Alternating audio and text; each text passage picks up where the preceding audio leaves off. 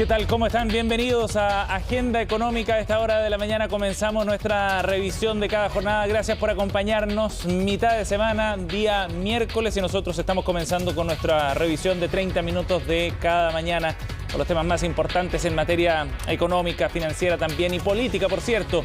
Vamos a comenzar de inmediato con nuestro resumen de noticias y empezamos a revisar los temas que van a marcar pauta el día de hoy. Partiendo por esto, lo que ayer ocurrió en relación a la pensión garantizada universal, la PGU.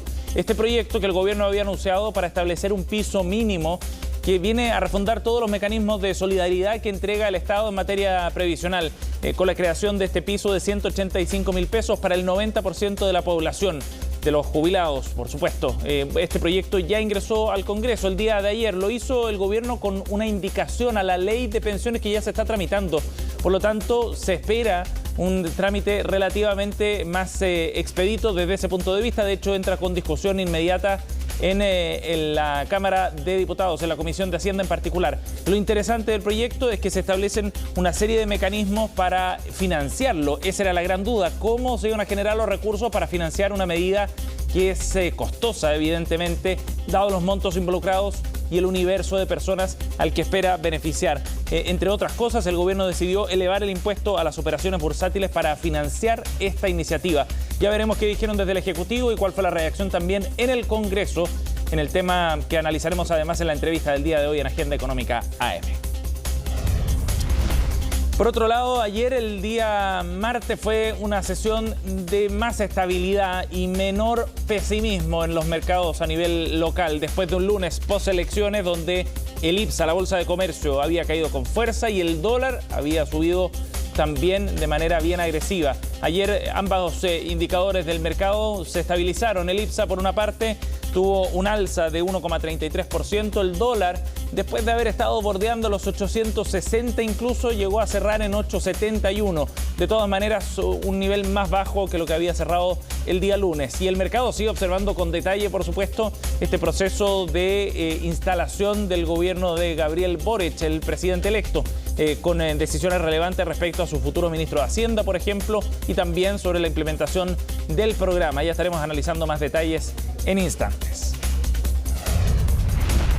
Y el gobierno está discutiendo en el Senado detalles bien relevantes de un tema muy sensible y complejo en el contexto de la crisis económica que ha generado la pandemia. Hablamos del proyecto para beneficiar a los usuarios de los servicios básicos de agua y de luz, fundamentalmente, que están morosos y que están acumulando niveles de deuda que desde las compañías miran con preocupación porque creen que puede ser insostenible. En el Congreso hay iniciativas para tratar de extender esta ley que prohíbe el corte de los servicios básicos en caso de deuda, de proyecto que surgió en el medio de la pandemia. Pues bien, el gobierno ha establecido un beneficio que podría beneficiar a cerca del 70% de los usuarios en ambos servicios, con la posibilidad de pagar en cuotas lo adeudado y de esa forma ir generando una cierta regularización. Ya revisaremos más detalles de la propuesta del Ejecutivo, que encuentra algo de eco en los senadores que están analizando este tema. Y a nivel gremial venían periodos de decisiones bien relevantes en la CPC, que estaba analizando ya la búsqueda de un reemplazo para Juan Sutil, que termina su mandato. Pues bien, la Confederación de la Producción y el Comercio, que recordemos el gremio que reúne a las distintas ramas de actividad productiva, ha resuelto finalmente extender el periodo de Juan Sutil hasta mediados del próximo año. La razón, fundamentalmente, el trabajo que está desarrollando la Convención Constitucional. La CPC en particular, los gremios del sector económico quieren tener un rol relevante en la discusión que se dé en detalle en la convención, y en esa línea entonces se estimaron conveniente extender el mandato de Sutil, darle continuidad al trabajo que ya ha realizado. Recordemos que el próximo 27 de diciembre se reunirá con la presidenta de la convención, Elisa Loncón, en una cita muy esperada por el empresariado. Por último, revisamos detalles de los mercados a nivel internacional, cómo están operando el día de hoy, cómo partieron las sesiones, para ver qué es lo que viene esta jornada. Veamos los números más importantes con una selección de las bolsas europeas. El Eurostock subiendo 0,12% a esta hora de la mañana. Londres cayendo muy poco, eso sí, en terreno más plano, 0,02%. Algo similar la variación del DAX alemán, que sube poco, 0,08%. Y el Nikkei más temprano, después de un martes de fuerte repunte superior al 2%, hoy día cerró con una ganancia de 0,16%. Ya les contábamos que el IPSA cerró al alza, en línea también con lo que había ocurrido con el Dow Jones en Wall Street, que subió 1,6%. El Nasdaq, el índice tecnológico, subió 2,4% en la sesión de ayer. Por último, el petróleo volvió a subir y con fuerza, 3,75% para llegar hasta $74 el barril en los mercados internacionales. Bien, finalmente el gobierno ingresó el proyecto de la pensión garantizada universal. Como les contábamos, lo hizo a través de la Cámara de Diputados, no por el Senado como se esperaba. Y además lo hace con una indicación al proyecto que ya está en trámite, lo que le da cierta base para comenzar a discutir esta iniciativa específica. Esta pensión que busca extender al 90% una pensión mínima de 185.000 pesos, que reemplaza los mecanismos de solidaridad. Hubo reacciones en el Congreso también, conocido el detalle de esta iniciativa. Es lo que vamos a ver en la siguiente nota. Luego de diversas críticas tanto del oficialismo como de la oposición, el Ejecutivo ingresó finalmente el proyecto de pensión garantizada universal al Congreso. Eso sí, en vez de 2 textos, como se había planteado, lo ingresaron como una indicación de la ley corta de pensiones que ya estaba en el Parlamento. Queremos aprovechar las instancias que nos otorga la tramitación legislativa y creemos que esto es algo que nos permite acelerar el proceso de un proyecto que es muy importante. Y por lo tanto el proyecto que ya había pasado por la Comisión de Trabajo, indícalo en la Comisión de Hacienda. De esta forma, los ministros de Hacienda, Trabajo y Desarrollo Social participaron de la Comisión de Hacienda para entregar detalles de esta indicación que va en línea de lo ya anunciado por el gobierno. Una pensión para todos los mayores de 65 años que estén en el 90% más vulnerables según el Registro Social de Hogares de 185.000 pesos, o sea, por sobre la línea de la pobreza, con un costo del 0,9 del PIB, cuestión que no estuvo exenta de críticas, principalmente desde la oposición. ¿Cómo se compatibiliza esta disposición de llegar a acuerdos y conversar para llegar a un consenso en este proyecto de ley con la discusión inmediata que se le ha colocado? En las pensiones, del 60 al 80%, no se usa el registro social de hogares. Entonces, a mí me gustaría, ¿no es cierto?, que ustedes nos explicaran ¿cuál es el registro que se va a utilizar? No es eso lo que se ocupa. Y ahí la sensación de letra chica. De todas formas, desde el gobierno esperan que pueda pasar pronto a la sala de la Cámara para que el próximo mes sea visto en el Senado. Están dadas todas las condiciones para que podamos avanzar y el gobierno está dispuesto a seguir dialogando de manera tal de que podamos, ojalá, tener este proyecto de ley aprobado en el mes de enero y poder pagar mejores pensiones a más de 2 millones de actuales pensionados a partir del mes de abril. Abril como posible mes para pagar la primera pensión garantizada de cumplir con los plazos propuestos. ¿Por qué no febrero? Porque se planteó la necesidad de tener un registro completo de los mayores de 65 años antes de pagar. De todas formas, un avance en esta materia. La comisión continuará sesionando el miércoles a partir de las 10:30 de la mañana, jornada que esperan culminar con la votación. Bien, vamos a revisar otro tema, 8:08. El gobierno finalmente presentó detalles de su propuesta para el mundo de los servicios básicos y aquellos que están en mora en este sector. Recordemos que en el contexto de la pandemia se permitió el quedar adeudando algunos de los pagos en estos servicios, en agua y electricidad fundamentalmente, sin que eso implicara un corte de esos servicios. Esta ley excepcional vence ahora el 31 de diciembre y la gran pregunta es qué va a ocurrir de ahí en adelante, sobre todo con aquellas personas que están adeudando largos meses desde el inicio de la pandemia a la fecha.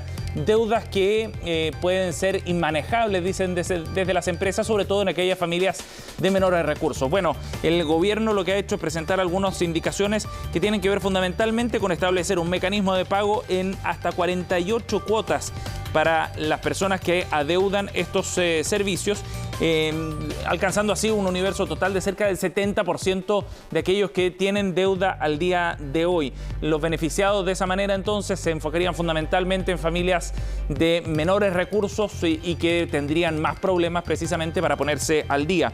Estas 48 cuotas además no podrían superar cada una de las cuotas el 15% del total de la cuenta mensual actual. De esa forma entonces se establece también un techo para no sobrecargar el bolsillo de las familias que están adeudando. en las empresas veían con preocupación eso, fundamentalmente por la viabilidad de cobrar a aquellas familias de menores recursos. El 75% de los clientes que actualmente se encuentran sin pagar en el sector eléctrico se verían beneficiados.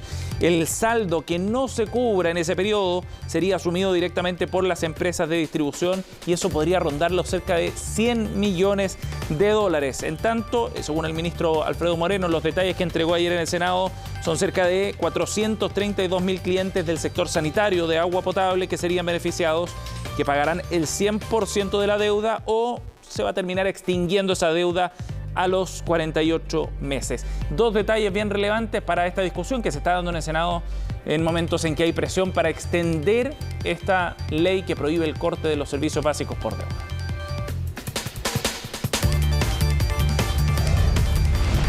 8:10. Ya les contábamos que ayer los mercados reaccionaron de manera algo menos pesimista, podríamos decir, frente al proceso político que está viviendo nuestro país tras la fuerte caída del día lunes. El IPSA se recuperó en parte después de las fuertes caídas del lunes post-elecciones, superiores al 6%. Subió 1,33% la bolsa de comercio tras la fuerte caída de inicios de la semana, fundamentalmente por las señales que se han ido dando en materia económica y por algunos pasos que ha ido dando el presidente electo Gabriel Boric respecto al nombramiento de su gabinete y también algunos encuentros que ha ido sosteniendo por ejemplo, con el presidente Sebastián Piñera por la tarde del día lunes y parte del mensaje que ha ido dando el presidente recientemente electo. Por otro lado, el dólar también frenó su tendencia al alza. Había subido y con bastante fuerza en algunos momentos de la sesión de ayer, luego se acercó a los 860 en una jornada volátil y finalmente cerró en 871, cerca de 3 pesos menos que el día lunes. Permanece la incertidumbre, por cierto, y probablemente, según los analistas, se sigan viendo jornadas de volatilidad, pero por ahora hubo una suerte de freno respecto al inicio más negativo que había marcado en la jornada post-elecciones. Y por supuesto que hay atención importante de parte de actores internacionales también respecto a lo que está ocurriendo en nuestro país, en particular de las clasificadoras de riesgo que miran con atención el proceso político que vive Chile. Recordemos que estas son las agencias que establecen la nota crediticia de nuestro país y que en definitiva repercute en cuál es el costo de endeudamiento de Chile, tanto a nivel de gobierno como de las empresas. Pues bien, hay una mirada quizás algo más optimista respecto a la situación en la que se encuentra Chile. Al menos así lo manifestaba ayer Manuel Orozco, quien es director de servicios financieros de Standard & Poor's para América Latina, director de finanzas soberanas. ¿Qué es lo que están mirando fundamentalmente? Decía Orozco, la volatilidad, por cierto, del mercado local. Ven los pasos que está dando en materia política Gabriel Boric y están siguiendo muy atentamente el nombramiento de su gabinete, decía en esta conversación aquí en CNN Chile. Fundamentalmente a la bajada que se haga del programa de gobierno que contempla, recordemos, criterios de responsabilidad fiscal bien importantes que son muy relevantes para las clasificadoras de riesgo. Y en esta mirada más optimista hay asuntos estructurales de fondo, dice Orozco en la siguiente declaración, parte de la entrevista que tuvo ayer con CNN Chile en Agenda Económica.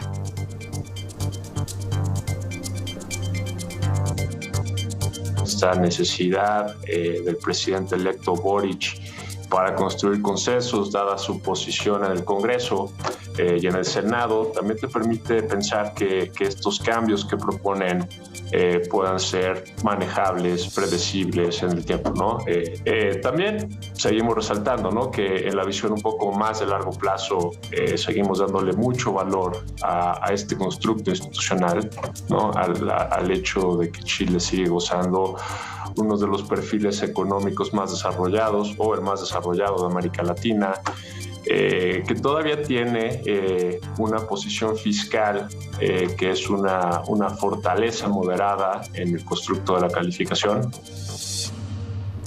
Claro, destacando ahí aspectos institucionales, Manuel Orozco con una mirada de más largo plazo que todavía sigue siendo favorable para nuestro país y esa es una buena señal que debe recoger fundamentalmente el próximo gobierno. En ese sentido, Orozco particularmente enfatizaba en que Chile todavía tiene niveles de deuda que son manejables, pero que es fundamental que el próximo gobierno establezca una carta de navegación y compromisos para mantenerla en esos niveles. Escuchamos nuevamente al ejecutivo de Standard & Poor's. Chile es un país que ha crecido en términos económicos de manera importante y que eso le permitiría tener un nivel de deuda más elevado de lo que tienen al día de hoy, ¿no? Pero también cómo se llega a eso, y más importante también, ¿no? Las perspectivas que puedas tener de largo plazo, ¿no? Una cosa es llegar a 40%, pero también entendiendo que seguirá habiendo presiones fiscales, imprevistos, ¿no? Entonces, volver a construir esos colchones fiscales es importante.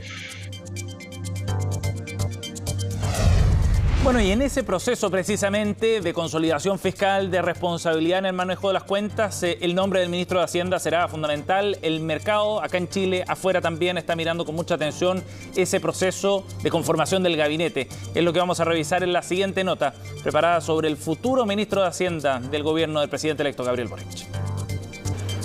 La duda es quién ocupará la principal oficina de Teatinos 120. En el Ministerio de Hacienda esperan por quién será el próximo jefe de la billetera fiscal que asumirá el 11 de marzo. Respuesta que solo tiene el presidente electo, que promete tener su gabinete antes que termine enero. Quiero también dar una señal de tranquilidad, de que las certezas, las certidumbres en materia económica son importantes y nosotros estamos plenamente comprometidos con la convergencia fiscal, con los equilibrios macroeconómicos, y entendemos de que las grandes reformas que nos hemos planteado las tenemos que hacer paso a paso. Ante estos desafíos, quien llegue a Hacienda tiene que cumplir con ciertas características, dicen en el círculo cercano a Boric. Idealmente del mundo académico, con experiencia en políticas públicas, independiente y comprometido con la agenda del próximo gobierno, puesto al que dos figuras del Comité Asesor Económico ya cerraron la puerta, la economista Andrea Repeto y el expresidente del Banco Central, Roberto Saller. Sería una grata sorpresa también que pudiera ser una mujer,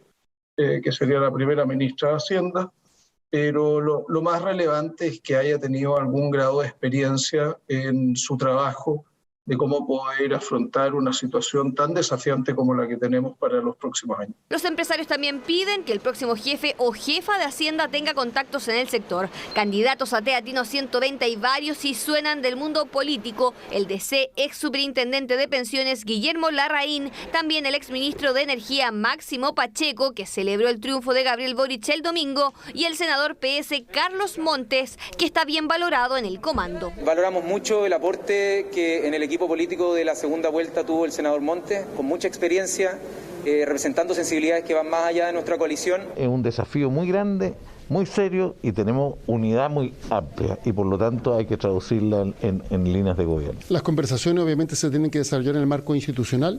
Insisto, nosotros adoptamos la decisión de apoyar a Gabriel Boric por una convicción profunda, sin pedir nada a cambio. Hay varias sugerencias de nombre para el presidente electo, pero la última palabra la tendrá él, más allá de los deseos de algunos partidos que lo respaldan. Preferentemente, para mi gusto, joven, pero sí tiene que ser alguien que también tenga cierta experiencia de manejo, porque de repente los ministros de Hacienda son los que se ponen al frente de los gobiernos. Incertidumbre instalada sobre quién será él o la que ingrese el 11 de marzo a este ministerio. Un nombre que podría ser el primero en conocerse, porque el presidente electo sabe que sería una señal para tranquilizar a más de un inquieto.